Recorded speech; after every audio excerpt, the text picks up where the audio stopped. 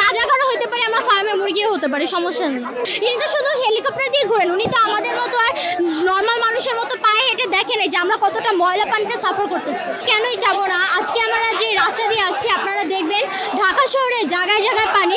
Notre Dame কলেজের মতো আমাদের এত স্বনামধন্য কলেজ আমাদের পুরো বাংলাদেশে, সেই কলেজের সামনে দিয়ে যাওয়া যাচ্ছে না, এত পরিমাণের পানি আর এত ঝামেলা। সো আমাদের শিক্ষামন্ত্রী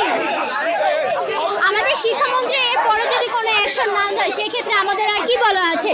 শিক্ষামন্ত্রী ভুলে গিয়েছে যে বাংলাদেশের 60% বেশি যারা গ্রাম থেকে আসে তারাই বিভিন্ন ধরনের ডুয়েট চুয়েট ঢাবিয়ান মেডিকেলের এক্সামে টিকে এবং চান্স পায়, কিন্তু তারাই আজকে যারা ফিজিক্সে প্রায় 12,000 শিক্ষার্থী পরীক্ষা দিতে পারেনি, তারা এইচএসসি পর কীভাবে ডুয়েট চুয়েটে কীভাবে ওরা অ্যাপ্লাই করবে। পুরো বাংলাদেশের মানুষের যদি এতই চিন্তা থাকতো, শিক্ষার্থীদের যদি আমাদের শিক্ষামন্ত্রীর এতই চিন্তা থাকতো, তিনি তাহলে স্থগিত করে কয়দিন পর সবার একাধারে ভালোভাবে সুস্থভাবে এক্সাম নিত।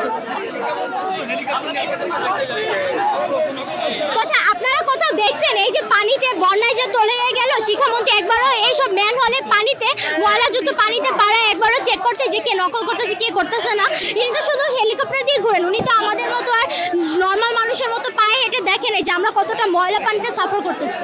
আমাদের পরীক্ষার ফলাফল রেজাল্টের আশা আমাদের বাবা মার থেকে মনে হয় পৃথিবীর কেউই চায় না যে আমাদের রেজাল্টের প্রতি বাবা মার এত প্রত্যাশা থাকে, কিন্তু সেই বাপ মাই যখন দেখে যে তাদের সন্তানরা রোগে জ্বরে ঠান্ডায় নিউমেরিয়ায় জ্বরে ভুগতেছে, তখন তারা সেই রেজাল্টের আর আশা করে না। সেই জায়গায় আমাদের যে মন্ত্রী শিক্ষামন্ত্রী সে আমাদের ইন ফিউচারে কি হবে সেই চিন্তা করে পরীক্ষা স্থগিত করছে না, কিন্তু উনি একবারও ভাবছে না যে ইন ফিউচারে যে পরীক্ষা দিবে, পরীক্ষা তো দেওয়ার জন্য আমাদের অ্যাপ্লাই করতে হবে।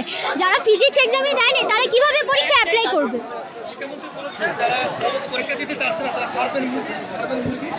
হ্যাঁ, আমরা ফার্মে মুরগি।